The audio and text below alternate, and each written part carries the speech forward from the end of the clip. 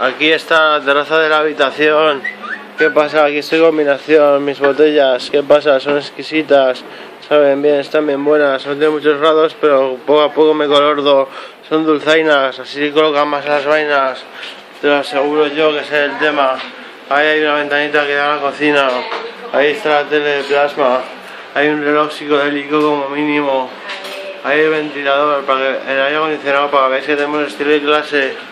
En la habitación vamos a entrar, aquí me llevaré alguna inglesita y desde el espejo la miraré cómo se menea, le diré más, pues que más te enfrentas, se te mete la polla más al fondo, simplemente porque sé mucho del asunto, sé el puto amo y lo reclamo.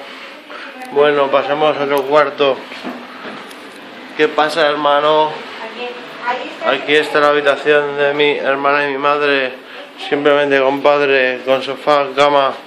Pues si viene algún visitante inesperado.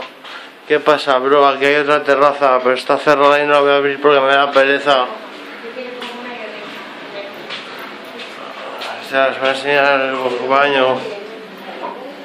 Si encuentra la luz, claro. Bueno, aquí estamos. Esa bañera es que me voy a bañar ahora mismo. Quiero salir bien limpio, esta noche mojo fijo. Ser el puto amo y si hace falta te crucifico.